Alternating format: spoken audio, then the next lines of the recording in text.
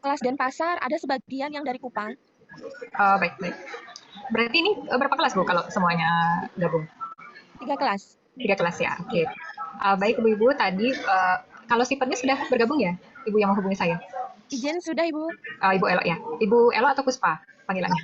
Elo, Ibu. Ibu Elo ya, terima kasih ya Bu Iya, sudah sama-sama. mengingatkan saya. Karena ini adalah pertemuan kita yang pertama. Tadi sudah saya kirimkan folder yang berisi tentang materi berhubungan dengan terapi holistik dan komplementer ini. Apakah sudah dikirimkan ke teman-temannya, Ibu-Ibu? Iya, sudah, Ibu.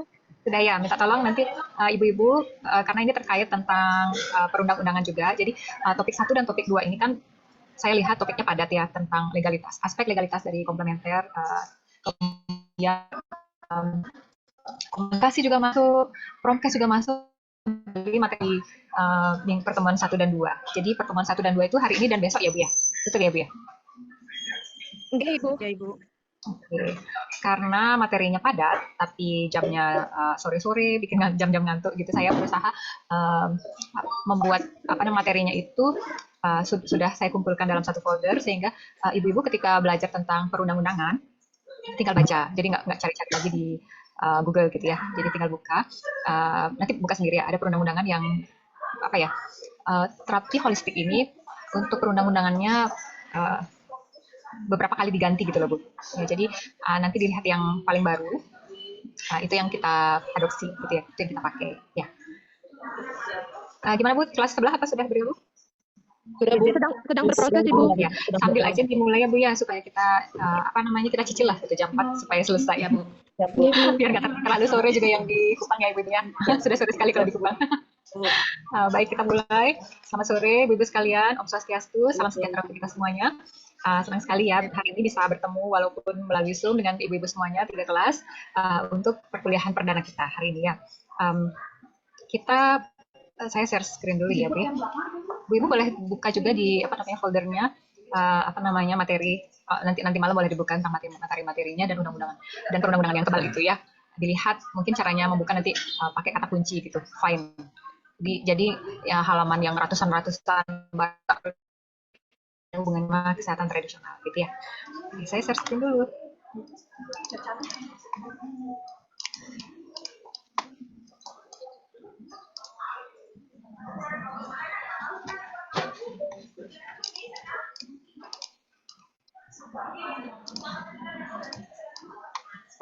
Sudah terlihat ya Bu ya? Sudah, Ibu. Sudah Bu. Baik. Kita perkenalan dulu. Mungkin ini hari pertama saya mengajar di kelas Ibu. Nama saya Gusti Ayu Utarini ya. Yang sudah pernah ke jurusan kebidanan mungkin nggak ketemu saya karena saya berkantor di direktorat ya. Basic keilmuan saya adalah bidan. S2 ilmu kesehatan masyarakat. Kemudian untuk sebelum kita mulai dengan perkuliahan, saya ingin menanyakan kepada ibu-ibu pertanyaan nomor 1, apa yang ibu-ibu tahu tentang komplementer? Dan di daerah ibu masing-masing, bagaimana penerimaan masyarakat terhadap pelayanan komplementer? Ayo, siapa yang ingin berkomentar? Saya Bu. Silakan Ibu Emma. Komplementer artinya sesuatu yang saling melengkapi satu sama lain. Dalam konteks seperti barang komplementer adalah barang yang menggunakan penggunaannya saling bergantungan. Contohnya kayak dengan pakaian, saling menggunakan pakaian. Seperti itu dari saya. Baik, bagus Ibu. Mungkin ibu-ibu yang lain punya pendapat yang lain? Ibu. Ibu. Ya, Ibu. Setelah itu Bu Yuliana. Komplementer itu seperti sebagai dia hanya sebagai pelengkap untuk meningkatkan kita semuanya dalam kesehatan. Oke, bagus Ibu. Sudah rapi. Akhirnya komplementer yang tambahan perawatan konvensional. Lanjut Ibu, contoh akupuntur, aromaterapi, yoga dan meditasi. Dia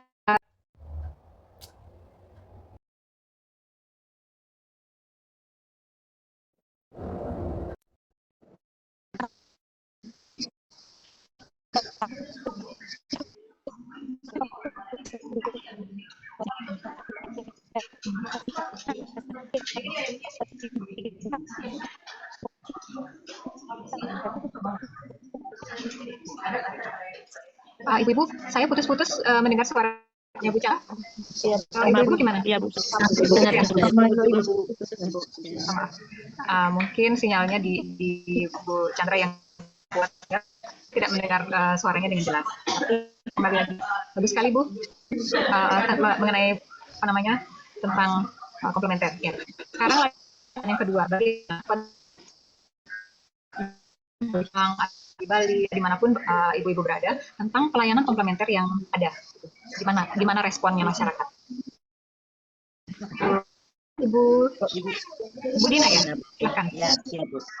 Itu penerimaan kami itu kalau di tempat kami itu seperti perawatan setelah nifas, Bu. Setelah persalinan, nifas itu biasa ada ramuan-ramuan yang digunakan oleh orang-orang di sini untuk merawat ibu selama masa nifas. Jadi itu dalam pijatan juga bisa, dalam aromaterapi juga bisa. Jadi ramuan-ramuan itu dimasak terus diberikan kepada ibu setelah persalinan partus, Bu. Masa nifas. Penerimaannya juga mengurangi itu pemikiran mereka itu mengurangi gejala atau mengurangi rasa nyeri pada ibu setelah postpartum. Mungkin itu saja. Ibu Dina, berarti masyarakat di tempatnya Ibu menerima terapi itu sebagai terapi pada saat Ibu nifas ya, berarti ya? Siap, Bu. Siap, Bu. Oke, terima kasih Bu. Siapa lagi selanjutnya? Izin Bu. Ya, Bu Nursusila dulu. Bu Nursusila dulu. 149 Bu.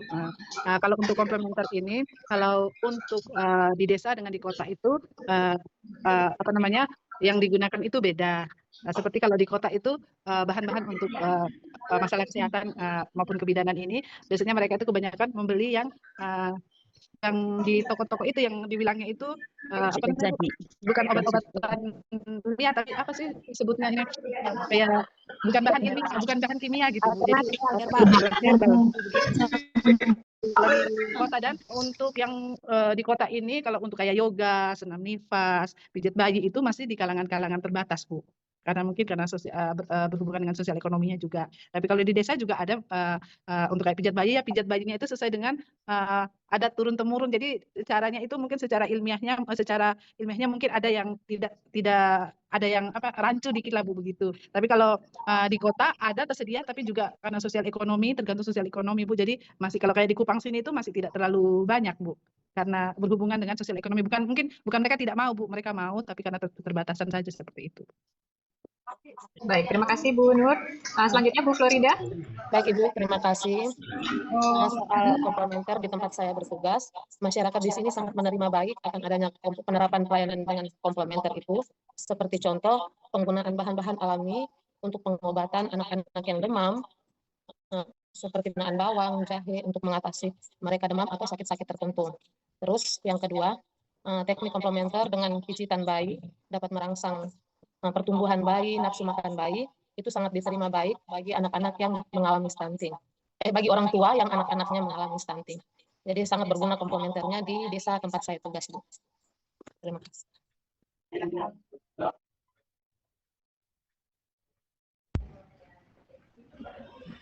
Izin Ibu, masih mute. Oke, terima kasih.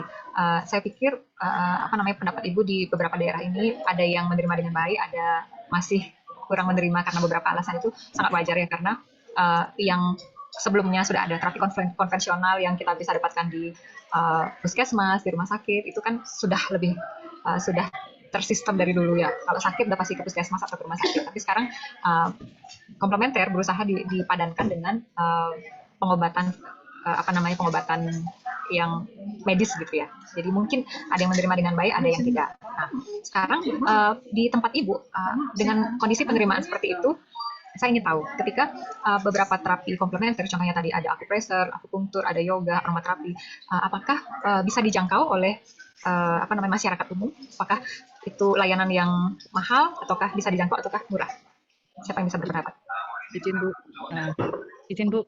Silakan. Kalau di Kota Kupang ini sudah ada beberapa tempat, tapi ya itu tidak seperti di Bali Bu. Jadi di sini mereka suka, tapi mereka tidak terlalu menganggap penting kalau tidak sangat dibutuhkan Bu. Gitu. Kalau tidak betul-betul butuh gitu, tidak, itu untuk ekonomi yang bawah. Kalau ekonomi yang atas pun hampir sama, Bu. Jadi masih tidak terlalu menggembala begitu, Bu. Ada, tapi akhirnya tidak berkembang seperti itu, Bu. Mohon, Bu. Karena mungkin status sosial ekonominya, Bu, ya seperti itu. Kalau harganya gimana, Bu? Layanan itu? Itulah, Bu. Saya sendiri juga belum pernah pergi karena tidak terlalu ramai dan tidak terlalu Bu, terlalu viral gitu. Jadi kita kurang tahu, Bu. Tapi kita dengar ada gitu. Jadi saya sendiri juga kurang tahu, Bu. Yang sekarang ya di sini yang paling agak berkembang sedikit dan ibu-ibu tahu ya klinik kecantikan, Bu. Seperti itu. Kalau yang untuk kesehatan selain klinik kecantikan tidak terlalu, Bu. Kadang-kadang naik dikit, habis itu orang udah merasa mungkin tidak terlalu penting. Mendingan kan yang penting itu medisnya, Bu. Kalau udah, jadi tidak terlalu berkembang. Tapi kalau ke klinik kecantikan atau salon di sini, Bu, berkembang. Seperti itu. Baik, terima kasih. Kalau teman-teman yang dari Bali, coba penerimaannya pasti bagus di Bali ya. Tapi untuk harga, apakah itu dianggap tinggi? Apakah standar? Coba teman-teman yang dari Bali. Siapa yang biasa menggunakan layanan komplementer di Bali? Izin, Ibu. Silakan Bu Chandra.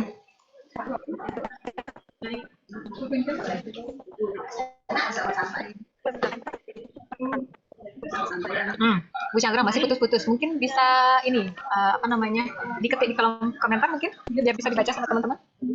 Mungkin sinyalnya kurang bagus. Bu, izin saya bisa tambahkan sedikit, Bu. Iya, Bu Dina gimana? Izin, Bu. Ya, Untuk silakan. yoga di tempat kami ini itu kebanyakan mereka mendaftar terus dengan gym-nya yoga umum saja. Terus yang berikut yang di tempat kami yang biasa mereka terapi kelapa sama minyak kayu putih asli yang dibuat untuk dipijat pada tubuh ibu ataupun bayi. Mungkin dia demam atau panas, biasanya mereka menggunakan seperti itu. Nah, jadi itu yang gunakan. Sedangkan untuk yoga itu yang kami lihat memang ada di tempat kami, tetapi itu hanya mereka mungkin mencari tipe-tipe bodinya, Bu. Tapi untuk kesehatan saya lihat belum, karena yang ikut itu hanya ibu-ibu yang memang hobinya yoga sama zumba sama gym, itu biasa mereka yang ke sana. Tetapi untuk kesehatan itu yoga belum memasyarakat di masyarakat kita. Mungkin harganya kalau di sini untuk mereka itu yang saya lihat tuh per bulannya itu mungkin 100-an lebih. Terus nanti mereka pertemuannya cuma 4 kali dalam 1 bulan. Jadi seminggu 4 kali atau 8 kali, seminggunya itu bisa 2 kali. Dan mereka ambil di hari-hari libur sehingga mereka bisa yoga. Tapi pelatihnya di tempat kami ini orang Bali, Bu. Orang Bali dia yoganya bagus. Makasih, Bu. Baik, terima kasih ya Ibu Dina. Tadi bagus ya, maksudnya tidak ada yoga yang spesifik untuk ibu hamil, tapi yoganya umum gitu. Saya yakin Bu, orang-orang yang datang untuk yoga itu pasti untuk kesehatan. Dan nanti plusnya adalah bentuk tubuhnya lebih bagus, mungkin lebih lentur, lebih mereka lebih mindfulness gitu, lebih bergeraknya lebih bagus, lebih elastis gitu ya mungkin ya. Kita lanjut ya. Terima kasih ibu-ibu semuanya, insight tentang komplementer di daerahnya Ibu, kemudian penerimaan dan bagaimana boleh dibilang tarifnya gitu ya. Kita lanjut sekarang.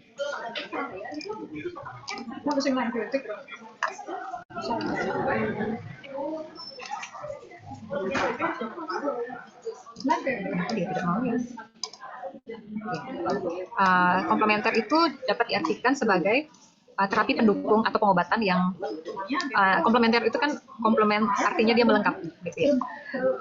Diberikan di luar pengobatan medis konvensional. Itu artinya dia mendampingi terapi medis yang sudah ada gitu ya. Kemudian menurut WHO, terapi komplementer ini merupakan terapi pengobatan non konvensional, diberikan di mana terapi ini dari negara lain, bisa dari negara lain ataupun cara penyembuhan dengan metode tradisional dari berbagai budaya-budaya di dunia. Jadi bisa datang dari Cina, bisa datang dari Indonesia, mungkin datang dari manapun, budaya manapun. Tapi yang terkenal itu karena kita di Indonesia ini sangat banyak terapi komplementer berbasis budaya ya, ada budaya Bali, mungkin di Jawa ada komplementer yang berbasis budaya Jawa mungkin ya, mungkin berbasis budaya di daerah Sulawesi, Kalimantan, Sumatera, saya yakin sangat banyak. Termasuk dari luar yang terkenal itu kan dari pengobatan dari Cina, orang menyebutnya TCM, Traditional Chinese Medicine, itu yang banyak dikembangkan sebagai pengobatan komplementer sebagai pendamping dari pengobatan medis. Gitu.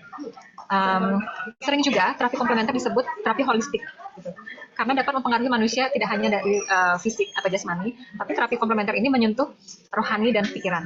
Ada orang yang menyebutkan body, mind, and soul gitu. Jadi jasmani atau fisiknya, pikiran dan jiwanya, gitu ya. Nah, bagaimana integrasi pelayanan kesehatan tradisional kalau di daerah kita ya? Saya yakin di Indonesia integrasinya sangat berbeda ya, sangat tergantung sama daerahnya. Tadi ibu-ibu mengatakan yang kebanyakan dari Kupang masih belum banyak ya, mungkin ada yoga tapi yoganya umum, tidak spesifik pada pelayanan kebidanan. Yang ibu kan semuanya bidan ya. Kemudian ada beberapa teknik yang kayak nifas itu ada gitu. Tapi kalau ingin melihat integrasi pelayanan tradisional komplementer ini yang paling banyak di mungkin jangan ke Kupang tapi ke Bali gitu ya. Jadi kita akan melihat integrasi pelayanan komplementer ini lebih banyak, nggak hanya di bidang kebidanan, di banyak bidang kita bisa lihat ya. Nah, pada akhirnya mengintegrasikan pelayanan tradisional komplementer ini tujuannya adalah meningkatkan derajat kesehatan masyarakat. Semuanya punya tujuan ke arah meningkatnya derajat kesehatan masyarakat, gitu ya. Jadi semakin mengintegrasikan, jadi semakin cepat sembuhnya, gitu tujuannya. Mungkin kalau penyembuhan, contohnya menyembuhkan sakit punggung atau sakit pinggang dengan metode medis aja mungkin butuh obat, kemudian masa tunggu sampai ada teknik dari rehab medik gitu ya, mungkin butuh waktu 1 bulan. Nah, kita inginnya dengan integrasi pelayanan kesehatan tradisional mempercepat tercapainya kesembuhan gitu. Mungkin tidak butuh 1 bulan, bisa dipercepat, mungkin bisa 3 minggu ataupun 2 minggu seperti itu ya. Jadi mengintegrasikan sebuah metode komplementer itu tujuannya adalah ke arah yang lebih baik gitu ya. Nah, ibu-ibu mungkin bertanya-tanya sebenarnya penerapan dari teknik komplementer di bidang kesehatan ini sudah diatur nggak sih, atau legal nggak sih? Mungkin banyak yang bertanya-tanya legalitas bagi orang-orang yang memberikan terapi komplementer di Indonesia. Gitu. Nah, di Indonesia kita pemberi atau terapis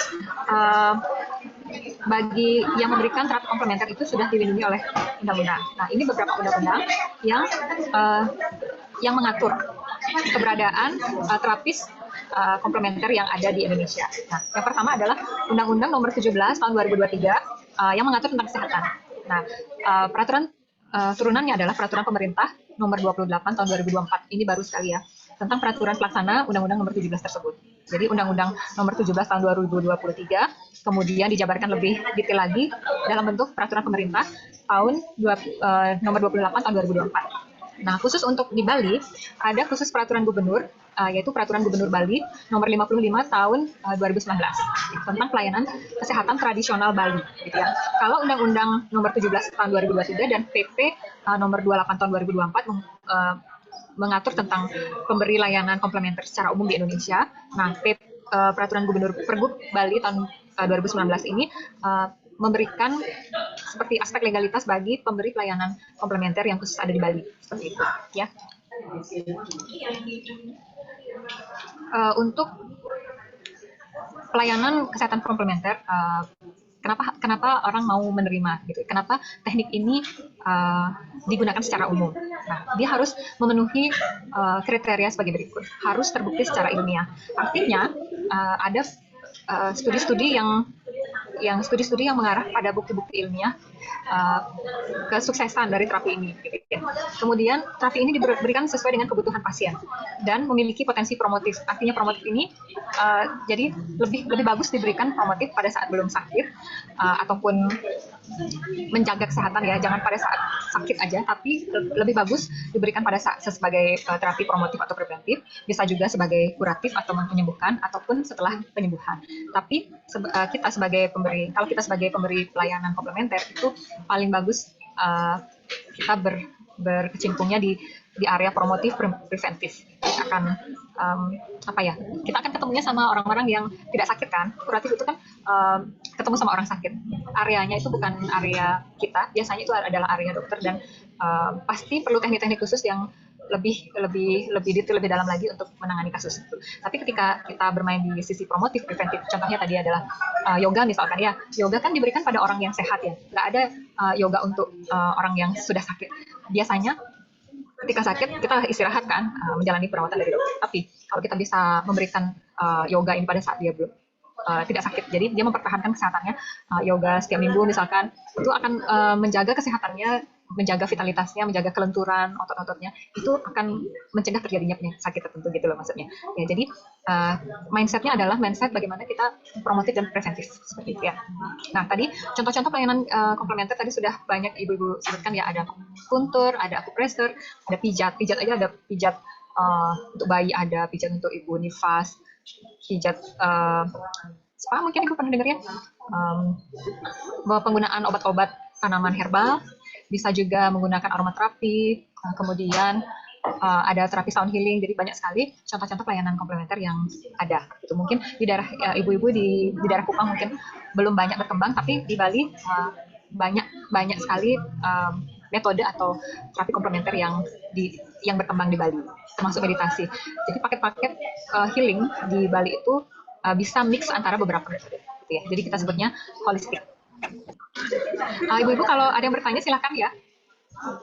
Nah tadi penerimaan masyarakat itu kan juga berbeda-beda ya, ada yang menerima, ada yang sedikit menerima, ada juga masyarakat yang memang betul-betul menolak gitu ya keberadaan dari terapi komplementer. Ada yang sangat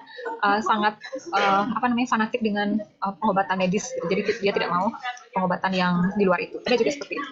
Nah tentunya penerimaan itu berbeda-beda, ada faktor yang mempengaruhi ya. Kita lihat beberapa faktor yang mempengaruhi ya. Yang pertama adalah kepercayaan dan keyakinan. Ibu-ibu percaya nggak atau yakin nggak sama salah satu metode itu? Kalau masyarakat tidak percaya atau tidak yakin terhadap efektivitas sebuah metode, mereka tidak akan menerima teknik tersebut. Walaupun banyak orang yang mengatakan itu bagus atau dan bisa menyembuhkan, tapi ketika dia yang sendiri yang tidak percaya atau tidak yakin tentang pengobatan itu, maka dia tidak akan menerima komplementer tersebut. Itu contohnya misalkan yoga. Orang kenapa harus yoga gitu? Mungkin aku lebih suka lari gitu. Jadi aku nggak percaya gitu kalau yoga itu bisa menyembuhkan membuat postur lebih bagus, menyembuhkan sakit pinggang gitu misalkan, atau upper back pain atau lower back pain gitu. Aku lebih baik datang ke fisioterapi, ke rumah sakit. Jadi ketika dia tidak percaya, maka dia akan menolak teknik komplementer tersebut. Nah, yang kedua adalah pengalaman pribadi. Nah, ketika seseorang berani mencoba dan mendapat pengalaman yang positif terhadap sebuah metode, misalkan dia tersebutkan dengan yoga, misalkan kita pakai contoh yoga terus. Yoga bisa bikin yang sebelumnya saya susah tidur, saya misalkan sebelumnya saya susah tidur, kemudian badan saya selalu lemas misalkan, dengan teknik yoga tertentu saya jadi bisa tidur dengan pulas dan postur tubuh saya bagus dan pikiran saya tenang. Nah, karena sebuah pengalaman pribadi, akhirnya dia menerima teknik tersebut. Yang ketiga, ketersediaan informasi. Ketika informasi tentang teknik komplementer tertentu itu tersedia bebas, baik itu di sosial media atau di dalam bentuk booklet, pamflet, ataupun ada poster-poster yang bisa dilihat, maka itu akan lebih mudah penerimaan. Ketika tidak ada informasi sama sekali, buta tentang informasi tersebut, maka itu akan mempersulit sebuah teknik komplementer itu bisa diterima oleh masyarakat. Ya. Selanjutnya, ada juga budaya dan tradisi. Jadi di budaya tertentu, misalkan di Bali ataupun Kupang, yang kita sangat banyak memiliki teknik-teknik pengobatan kayak dengan dengan pijat-pijatan, menggunakan aromaterapi, itu kan nenek moyang kita sudah biasa menggunakan itu. Maka ketika ada teknik komplementer yang datang dari Thailand, misalkan ada namanya teknik pijat shiatsu. Thailand ya, kayak Thailand atau Cina sih. Jadi itu kan pijat juga ya. Itu akan mempermudah masuk sebagai bahan terapi komplementer, karena di budaya kita sudah biasa melakukan pijat-pijat. Itu akan mempercepat penerimaan, maksud saya. Nah, salah satu yang berpengaruh juga adalah biaya. Apakah layanan komplementer yang baru tadi diperkenalkan di masyarakat itu sesuai dengan kantong masyarakat, ataukah sangat tinggi dipatok, ataukah rendah gitu. Kalau tadi Ibu Dina cerita tentang yoga yang mereka iurannya 1 bulannya 100.000 dengan pertemuannya 4 atau 8 kali dalam sebulan, itu menurut saya masih murah, karena kalau dibagi 4 25.000. Kalau di Bali 1 kali sesi yoga itu bisa lebih. Jadi 1 kali sesi yoganya bisa lebih dari 100.000 gitu. Jadi layanan itu atau komplementer yoga di Bali itu bisa lebih mahal daripada kayak tadi di yoga di Kupang. Itu ya. Jadi semakin artinya bukan berarti sebuah layanan yang mahal itu tidak akan diterima. Saya yakin setiap layanan itu punya segmen pengguna ya. Kalau layanannya dengan harga yang tinggi, pasti yang menggunakan orang-orang yang kelas menengah ke atas. Kalau layanannya boleh dibilang bisa dijangkau, berarti layanan tersebut akan diterima sama kelas-kelas di menengah ke bawah. Gitu ya. Dan yang terakhir adalah adanya ketersediaan tenaga kesehatan yang kompeten. Ini penting sekali. Ketika yang memberikan layanan komplementer adalah orang yang kompeten, apalagi ibu bidan ya, ibu bidan yang tersertifikasi, maka itu akan mempermudah layanan. Orang akan sangat cepat percaya dengan layanan tersebut. Ya. Selanjutnya, peran kita sebagai tenaga kesehatan dalam meningkatkan penerimaan sebuah terapi komplementer baru. Ya. Sebentar ya, saya buka chat sebentar. Oke. Kalau suara saya masih terdengar bagus ya? Terdengar Ibu. Oke, kita lanjut ya. Kalau ibu-ibu ada yang langsung bertanya aja langsung ya. Selanjutnya, peran tenaga kesehatan dalam meningkatkan penerimaan itu, kita sebagai pemberi edukasi atau mensosialisasikan sebuah metode yang mungkin di tempat ibu belum diterima atau relatif baru, kemudian kita sebagai pemberi konseling ataupun pendamping, atau kita berkolaborasi dengan tenaga kesehatan lain yang memang kompeten, serta memastikan keamanan dan kualitas pelayanan teknik komplementer yang akan dikembangkan tersebut. Ya, saya yakin teknik komplementer yang misalkan di Bali ini sangat umum ya, udah diterima dengan baik, belum tentu di daerah lain itu diterima. Gitu. Jadi mungkin aja di Ambaru, di Kupang seperti itu. Jadi misalkan ibu ingin menerapkan sebagai layanan tambahan sebagai seorang bidan, ini yang ibu-ibu bisa lakukan. Ya. Nah, kita sudah. Nah, itu tentang komplementer secara umum, ya Bu ya. Malahan sudah mau jam 4 nih. Kita lanjut dengan beberapa, besok kita lanjutkan tentang yang belum ya. Coba kita buka tentang perundang-undangan atau aspek legalitas yang berhubungan dengan terapi komplementer, ya Bu ya. Walaupun undang-undangnya Ibu bisa baca sendiri, sudah saya buatkan folder ya. Nah, tapi ini seperti summary gitu loh Bu. Nah, ini undang-undangnya sudah tergantikan dengan Undang-Undang Nomor 17 tahun 2023. Tadi kan kita membahas tentang undang-undang yang berhubungan dengan atau peraturan yang berhubungan dengan terapi komplementer itu ada 3 ya untuk sampai yang Pergub Bali. Jadi Undang-Undang tahun 2017 tahun 2023, kemudian ada peraturan perundang-undangan yang mengatur lebih detail dari undang-undang kesehatan tersebut. Terus ada Pergub Bali kalau di Bali. Jadi ada 3 ya. Nah, sebelumnya sudah ada nih undang-undang, ada Permenkes nomor 61 tahun 2016. Kemudian ini sudah karena sudah ada peraturan, sudah ada undang-undang kesehatan yang terbaru ya, yang terbit tahun 2023, sehingga undang-undang yang sebelumnya itu sudah diakomodir dalam Undang-Undang nomor 17 tahun 2023. Ya. Nah, di sini disebutkan bahwa menggunakan keterampilan pelayanan kesehatan tradisional menggunakan keterampilan atau ramuan berdasarkan kearifan lokal yang meliputi pelayanan promotif, kuratif, rehabilitatif, dan paliatif. Ya.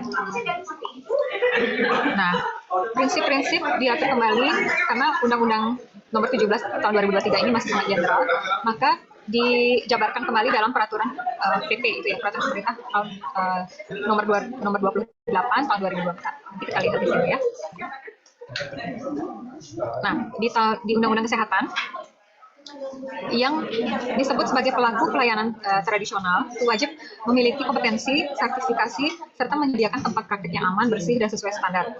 Larangan terhadap klaim menyesatkan untuk kewajiban menjaga kerahasiaan pasien juga tegas, gitu ya. Artinya sebagai pemberi layanan kesehatan tradisional itu wajib banget mengupgrade skillnya, kemudian punya sertifikasi, jadi tersertifikasi lembaga tertentu pada saat dia memang layak sebagai pemberi layanan tersebut, dan tempat praktiknya juga sangat representatif, gitu ya.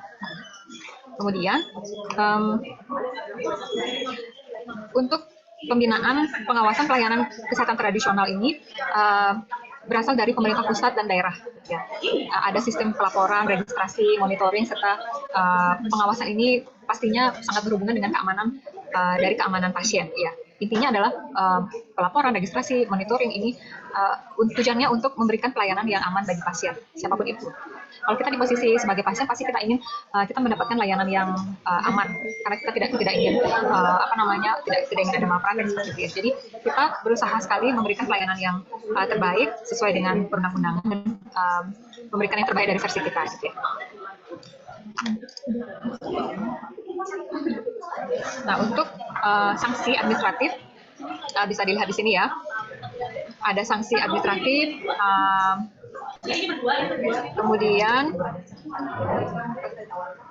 nah kita akan melihat lebih rinci di peraturan pemerintahnya ya. Tapi kita bandingkan dulu nih antara yang lama dengan yang baru. Ya, kita lihat dulu. Nah, ini yang tadi saya sebutkan, Peraturan Pemerintah Nomor 28 Tahun 2024 merupakan peraturan pelaksana Undang-Undang Nomor 17 Tahun 2023 yang tentang kesehatan tadi. Nah, ini yang mengatur lebih rinci, menjabarkan lebih rinci lagi Undang-Undang Kesehatan yang tahun 2023. Gitu. Coba kita bandingkan sedikit ya, sehingga kita punya gambaran tentang undang-undang ini ya. Nah, ini pada pasal 400, sekali lagi, pemerintah kan ini tebal sekali ya Ibu-Ibu ya. Jadi ada baiknya Ibu kalau mau baca keseluruhan mungkin butuh berminggu-minggu ya, tapi kalau ingin tahu tentang topik komplementer ini mungkin pakai Ctrl F, jadi find ya, cari kata kuncinya kesehatan tradisional. Maka Ibu akan diberikan materi-materi bagian mana yang isi kesehatan tradisional. Jadi tidak perlu baca yang berlembar-lembar itu. Terlalu banyak soalnya. Ya. Nah, pada pasal 479, pelayanan kesehatan tradisional merupakan pelayanan kesehatan yang dilakukan berdasarkan pada pengetahuan, keahlian, nilai yang bersumber dari kearifan lokal. Ya. Kemudian ini dibandingkan antara Undang-Undang 17 tahun 2023 dengan peraturan pemerintahnya. Jadi seperti ini. Nanti ibu-ibu lihat ya.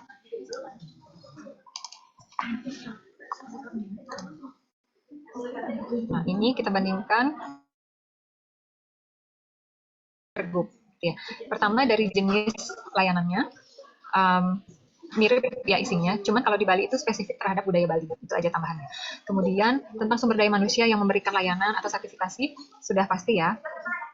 Standar potensi nasional harus dipenuhi, terregistrasi, punya izin praktek tenaga kesehatan tradisional. Nah, kalau di Pergub, tenaga kesehatan tradisional Bali berpendidikan minimal D3, memiliki STR, STRTKT, SIP TKT pengusaha sebagai pengusade, memiliki SPPT dan kode etik Sestanani. Ini sudah pakai bahasa Bali karena ini berfokus pada layanan komplementer yang berbasis budaya Bali. Ya. Kemudian fasilitas praktek untuk layanan ini, untuk di undang-undang disebutkan fasilitas pelayanan kesehatan tradisional dan modern ini harus terstandar secara nasional. Nah, kalau di Pergub disebutnya sebagai panti sehat usada, gitu. Atau disebutnya geria sehat, atau disebutnya dengan punya sistem rujukan. Gitu ya. Kemudian untuk pembinaan dan pengawasan, ini kalau di Pergub dilakukan pembinaannya oleh Dinas Kesehatan Provinsi Bali, melibatkan asosiasi profesi, kemudian litbangnya di Bali itu ada unit riset dan pengembangan pengobatan tradisional Bali di Provinsi Bali ya. Kemudian ada sanksi dan etika. Untuk di nasional itu ada sanksi administratif dan pidana berdasarkan pasal 456 sampai 467. Kemudian untuk di Pergub itu ada sanksi administrasi daerah, sanksi kode etik sustaining dan ditegakkan oleh Botre. Ini hanya ada di Provinsi Bali, gitu ya. Nah, ini sudah yang terakhir. Ibu-ibu, apakah ada yang ditanyakan mengenai masih bagian ini dulu? Sebelum kita lanjut, kita coba buka undang-undangnya ya, Bu ya.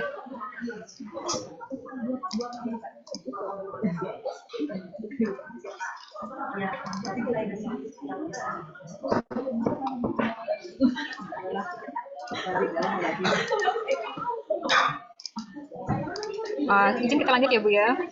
Nah, coba kita lihat. Ibu-ibu, bisa nggak dibaca? Nah, ini bisa ya. Ini adalah Undang-Undang Nomor 17 Tahun 2023 tentang kesehatan. Ya, ini yang berapa halaman tadi ya? Ini 300 halaman, Ibu. Jadi kalau Ibu baca satu persatu mungkin butuh waktu yang lama sekali nih bacanya, berminggu-minggu. Tapi kita bisa pakai find, pakai Ctrl F, tradisional. Nah, pakai ini tradisional ya. Nah, Ibu langsung diperlihatkan kesehatan tradisional ini. Jadi ini judulnya penyelenggara upaya kesehatan meliputi Ini sebentar. Nah, di pasal 160 ada pelayanan kesehatan tradisional berdasarkan pada cara pengobatan tradisi. Ada dua, pelayanan kesehatan tradisional yang menggunakan keterampilan, ada pelayanan kesehatan tradisional yang menggunakan ramuan. Nah, ini dijelaskan lagi yang berdasarkan keterampilan itu berdasarkan kearifan lokal. Kemudian yang berdasarkan pastinya harus memberikan manfaat dan aman bagi di penggunanya. Ya. Kemudian di pasal 161, pelayanan kesehatan tradisional dapat dilakukan di tempat praktek mandiri, puskesmas, fasilitas kesehatan tradisional, rumah sakit, dan fasilitas kesehatan lainnya. Jadi bisa di mana saja kalau menurut pasal ini ya. Nah ini, pemerintah pusat dan daerah bertanggung jawab pada pelayanan kesehatan tradisional. Jadi kemudian pasal 163 juga mengatakan bahwa masyarakat diberikan kesempatan seluas-luasnya untuk mengembangkan, meningkatkan, dan menggunakan pelayanan kesehatan tradisional yang dapat dipertanggungjawabkan manfaat dan keamanannya. Ya, ini semuanya yang berhubungan dengan kesehatan tradisional. Ya, begini caranya supaya mempermudah ibu-ibu untuk mendapatkan informasi tentang kesehatan tradisional ya, pada undang-undang yang tebal ini, gitu ya. Nah, sudah. Nah, ini yang coba kita lihat apa judulnya. Pasal 199. Tenaga kesehatan sebagaimana dimaksud dalam pasal 197 kan ada tenaga kesehatan tradisional. Nah, sekarang jenis tenaga kesehatan termasuk dalam kelompok tenaga kesehatan tradisional, yaitu terdiri dari tenaga kesehatan tradisional ramuan atau jamu. Yang kedua ada tenaga kesehatan tradisional pengobatan tradisional. Terakhir ada tenaga kesehatan tradisional interkontinental. Itu ada 3 jenis tenaga kesehatan tradisional. Gitu ya, menurut Undang-Undang Nomor 17 Tahun 2023. Gitu ya ibu-ibu ya. Walaupun undang-undang ini sangat tebal, jangan khawatir.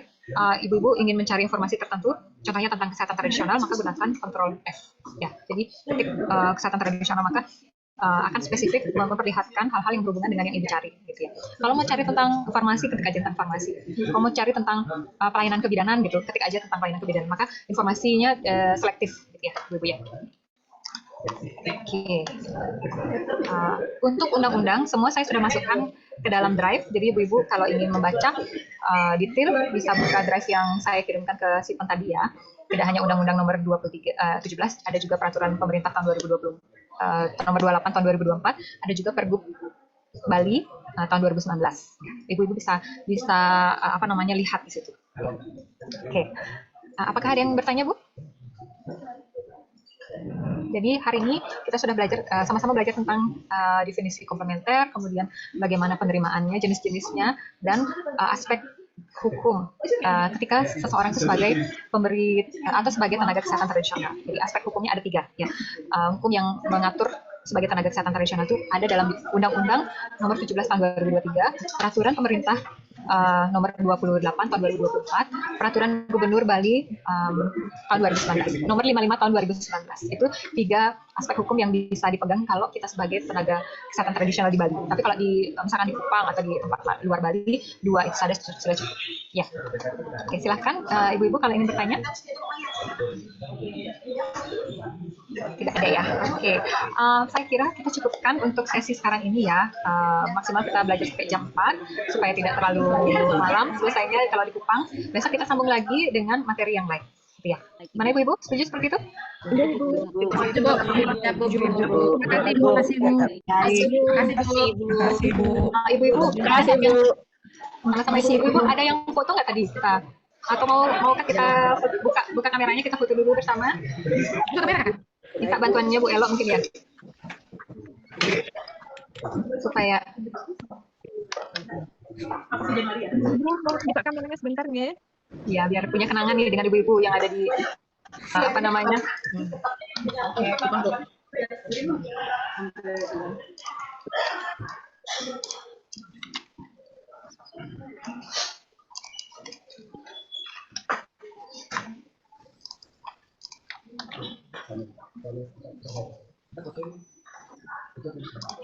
Baik, ibu. Ternyata ada 6 slide ya, banyak sekali.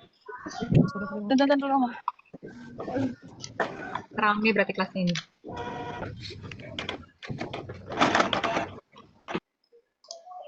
Sudahkah Ibu-Ibu? Sudah, Bu. Oke, terima kasih Ibu-Ibu atas Terima kasih perhatiannya. Ibu. Sudah, Ibu. Terima kasih Ibu. Selamat melanjutkan Terima kegiatan. kasih Ibu. Terima kasih. Terima kasih. Terima kasih. Salim sama-sama ya Bu. Terima kasih Ibu.